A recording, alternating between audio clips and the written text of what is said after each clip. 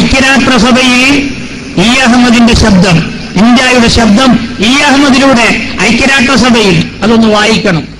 രാജ്യത്തിന്റെ മഹിമ ഉയർത്തിപ്പിടിച്ചുകൊണ്ട് അഹമ്മദ് സാഹിബ് നടത്തിയ ചില പ്രസംഗങ്ങളുടെ വരികളാണ്. എന്റെ ഉമ്മത്ത്, അദ്ദേഹത്തിന്റെ പ്രസംഗത്തിന്റെ വരിയ മൈ പ്രൈം മിനിസ്റ്റർ, നിന്റെ പ്രധാനമന്ത്രി ഇ അഹമ്മദ് സാഹിബിന്റെ ഓരോ ശൈലിയും രാജ്യത്തിനും സമൂഹത്തിനും മാനവരാശിക്കും ഗുണം ചെയ്യുന്ന രീതിയിൽ ഫലസ്തീനികൾക്കടക്കം അദ്ദേഹം നടത്തിയ സേവനത്തിന്റെ ആകത്തുകയാണ് ഇവിടെ കിട്ടിയ ഭൂരിപക്ഷം. പൊന്നാനിയിലെ ഭൂരിപക്ഷത്തിൽ ഞങ്ങളെ ശത്രുക്കൾ പറയുന്നു നിങ്ങൾക്ക് അത്രയല്ലേ കിട്ടിയുള്ളൂ. പൊന്നാനിയിൽ ഞങ്ങൾ മത്സരാരോടായിരുന്നു അറിയോ? ജനാധിപത്യം മത്സരിച്ചത് പണാധിപത്യത്തോടാണ്.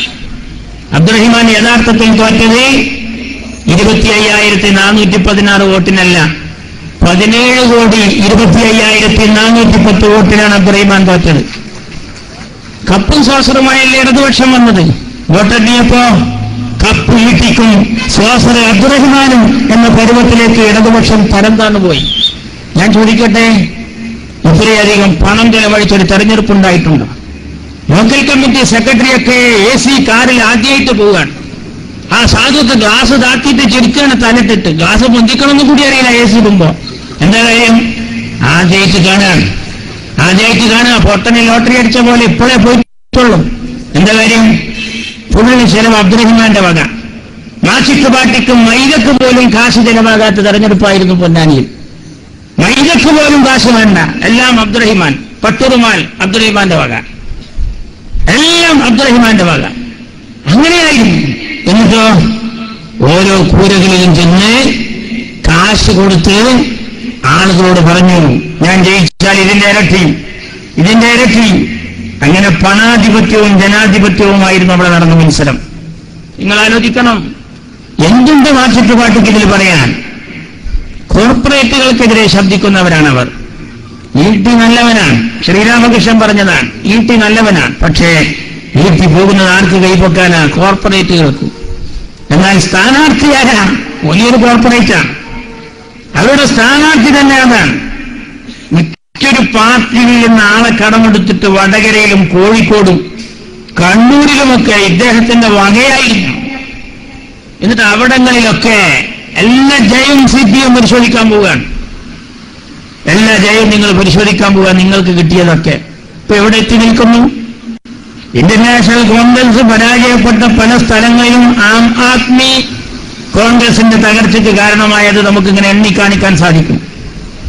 എന്നാൽ കമ്മ്യൂണിസ്റ്റ് മാർക്സിസ്റ്റ് പാർട്ടിയുടെ അണികൾ പാർട്ടിയെ കൈയൊഴിഞ്ഞതാണ് ഈ തെരഞ്ഞെടുപ്പിൽ നാം ഏറെ കണ്ടത്. ബംഗാളിൽ 2 ആളെ ജയിപ്പിക്കാൻ സാധിച്ചു. പിന്നെ എവിടെയാ? ഇവരാ പറഞ്ഞിരുന്നത് 3-ാം മുന്നണി. ആ വർത്താനം അസ്ഥാനത്തായി BJPക്ക് ഗുണം ചെയ്തു. എന്റെ വീക്ഷണത്തിൽ ഈ ആം ആദ്മി നരേന്ദ്രമോദിയുടെ B ടീമാണോ എന്ന് ഞാൻ സംശയിക്കുകയാണ്. നരേന്ദ്രമോദി നിന്ന് ഈ കെജ്രിവാളിന്റെ ആളുകൾ നിന്ന് എവിടെയൊക്കെ കോൺഗ്രസിനെതിരെ വർത്താനം പറഞ്ഞുവോ അവിടങ്ങളിലൊക്കെ ജയിച്ചു വന്നതിൽ കൂടുതലും BJPയാണ്. ഞാൻ ചോദിക്കട്ടെ, ഞങ്ങൾക്കെതിരെ വലിയ ബടായി പറഞ്ഞ ആളുകളുണ്ടല്ലോ, എന്താ സ്ഥിതി? നിഷേധ വോട്ടുണ്ട്. എല്ലാവർക്കും അതൊന്നും ചെയ്യാം. പക്ഷേ പോയവരെ തിരിച്ചു വിളിക്കാൻ ഒരു വോട്ടില്ല. പോയവരെ ഭരിച്ചുകൊണ്ടിരിക്കുന്നവരോട് മതി, നിർത്തിക്കാളി എന്ന് പറയാൻ ഒരു വോട്ടില്ല. BJP ഇന്ത്യ രാജ്യത്ത് വ്യക്തമായ അജണ്ട വെച്ചുകൊണ്ടാണ് രാജ്യത്ത് പ്രവർത്തിച്ചത് എന്നറിയാഞ്ഞിട്ടല്ല. ഇതിന്റെ അപകടത്തെക്കുറിച്ച് മുസ്ലിം ലീഗ് എന്നും പറഞ്ഞിട്ടുണ്ട്. ഇവിടങ്ങളിലൊക്കെ കണ്ടതെന്താ? ആം ആദ്മി BJPക്ക് അനുകൂലമായി പ്രചരണം നടത്തുന്നത് പോലെയാണ് തെരഞ്ഞെടുപ്പിന്റെ ഫലം നമ്മൾ കാണുന്നത്. നമ്മുടെ നാട്ടിലുണ്ട് ആം ആദ്മി. ഏതാ? വേറൊരു കൂട്ടര് സമുദായത്തിന്റെ പേര് എന്റെ സ്നേഹിതൻ നൗഷാദ് മഞ്ചേരി ഇവിടെ പറഞ്ഞു നിർത്തിയതാണ്. അവരൊക്കെ യഥാർത്ഥത്തിൽ നമ്മളെ എളിമാന്റെയും മൂത്തമ്മാന്റെയും അമ്മായിന്റെയും വോട്ട് പ്രസാദാക്കിയിട്ട് ആർക്ക് വേണ്ടിയാ അധ്വാനിക്കുന്നത്? ഒരു ഊക്കിന് കിണറ്റിൽ ചാടിയാൽ പിറ്റത്തെ ഊക്കിന് കയറാൻ കഴിയില്ല. ഒറ്റക്കാണ് BJP അധികാരത്തിൽ. NDA മുന്നണി എന്ന വർത്താനം പിന്നീടാ പറയേണ്ടത്. ഒറ്റക്ക് അധികാരത്തിൽ വന്നാൽ രാമക്ഷേത്രം നിർമ്മിക്കുമെന്ന് നേരത്തെ പറഞ്ഞതാണ്.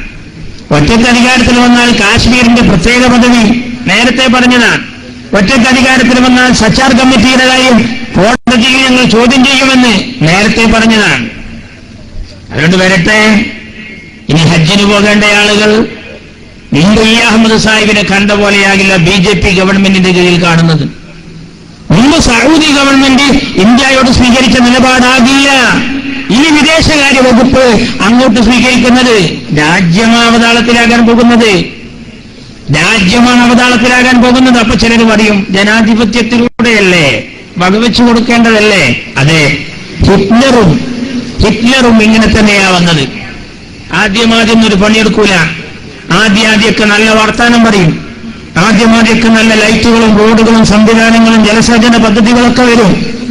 പിന്നെയാണ് അവനാന്റെ അജണ്ട വിദ്യാഭ്യാസ വകുപ്പിൽ തുടങ്ങും, പിന്നെ മതകാര്യ വകുപ്പിൽ തുടങ്ങും, പിന്നീട് ന്യൂനപക്ഷ ക്ഷേമത്തിൽ കൈയിടും. നിങ്ങൾ ആലോചിക്കണം, മോദിക്ക് വ്യക്തമായ അജണ്ടയുണ്ട്. LK അദ്വാനിയെ പോലും തട്ടിത്തെറിപ്പിച്ചുകൊണ്ട് മോദി വരുന്നത് എന്ന് വ്യക്തമാണ്. ഇതിനെതിരെ വർത്താനം പറയാൻ ഇന്ത്യയുടെ പാർലമെന്റിൽ ആളുകൾ എങ്ങനെ നോക്കുമ്പോ, ഇവിടെ എന്റെ സ്നേഹിതൻ നൌഷാദ് മണ്ണിശ്ശേരി സൂചിപ്പിച്ച പോലെ നിറസാന്നിധ്യങ്ങളായി പരിചയസമ്പത്തുള്ള ഏത് ഗവൺമെന്റ് വന്നാലും വിദേശത്തേക്ക് പറഞ്ഞയക്കുന്ന അഹമ്മദ് സാഹിബ്, അവരൊക്കെ വർത്താനം പറയാൻ ഇപ്പുറത്തുണ്ട് എന്നൊരു ബേജാറ് മറ്റുള്ളവർക്കുണ്ടാവും. എന്നാൽ ഇന്നസെന്റ് പോയിട്ട് എന്താക്കാനാ? ആ ചുറ്റുപാട്ടി നിർത്തിയത് ആരെയാണ്? കുഴപ്പമില്ല, ഇന്നസെന്റിനെ ഞങ്ങൾ മാനിക്കുന്നു.